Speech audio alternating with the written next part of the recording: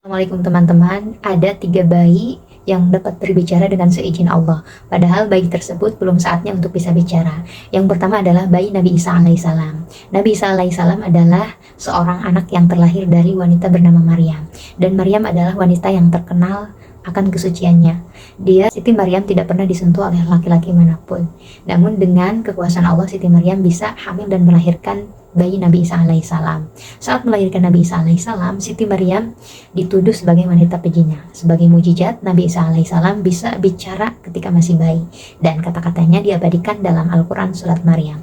Qala inni abdullahi atani al-kitaba wa ja'alani nabiyya. Dan dia Isa berkata, aku adalah hamba Allah dan aku diberikan Alkitab Injil dan aku dijadikannya seorang nabi. Yang kedua adalah bayi yang dianggap sebagai anak Juraij. Juraij adalah seorang tokoh yang soleh, lagi senang beribadah, rajin beribadah di kalangan Bani Israel. Namun ada yang membuat ibunya kesal karena selama 3 kali ibunya mengunjunginya, Juraij selalu fokus beribadah kepada Allah. Sehingga ibunya pun berdoa kepada Juraij, ya Allah, jangan kau wafatkan Juraij sebelum Juraij bertemu dengan seorang wanita pezina.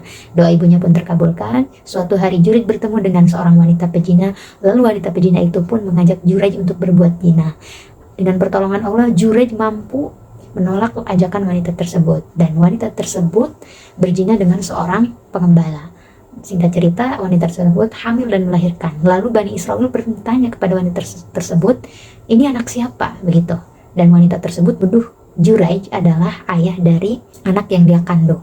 Lalu Bani Israel pun marah, memporak-porandakan kediaman yang dijadikan Juraij sebagai tempat beribadah kepada Allah. Lalu Juraij pun berwudu dan melakukan sholat. Setelah itu dia mendekati bayinya, wahai bayi, katakan yang sebenarnya, siapa ayahmu? Bayi itu dengan izin Allah dapat berbicara bahwa ayahnya adalah seorang pengembala. Yang ketiga adalah bayi yang dijadikan saksi atas kasus yang menuduh Nabi Yusuf alaihissalam berbuat serong terhadap istri Al-Aziz bernama Zulaikha. Teman-teman, kisah ini sangat populer ya.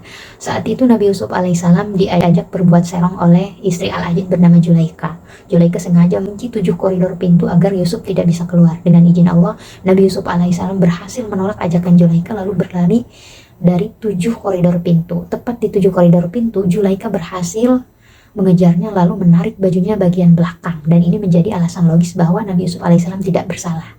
Tepat di depan 7 koridor pintu, suaminya berdiri, lalu Zulaikha menuduh bahwa Yusuf lah yang mengajaknya berbuat serong. Saat itu Nabi Yusuf tidak memiliki saksi sekalipun, karena sekalipun ada yang mengetahui kebenaran, mereka akan takut akan kemarahan Zulaikha. Lalu Allah memberikan wahyu ke dalam hatinya bahwa panggillah seorang bayi, yang bayi tersebut adalah berasal dari kerabat Zulaikha sendiri. Bayi tersebut kemudian bersaksi dan berkata dalam surat Yusuf, in kana qamisuhu qudda min qubulin fasadaqat wa huwa minal kadhibin wa in kana qamisuhu qudda min duburin fakadzabat wa huwa minas shadiqin. Jika bajunya robek di bagian depan, maka Zulaikha yang benar dan Yusuf yang bersalah. Namun jika sebaliknya, bajunya robek di bagian belakang, maka Zulaikha yang bersalah dan Yusuf yang benar. Jadi tidak mungkin seorang pelaku bajunya robek di bagian belakang. Itu menandakan bahwa Yusuf yang dikejar, bukan Yusuf yang mengejar.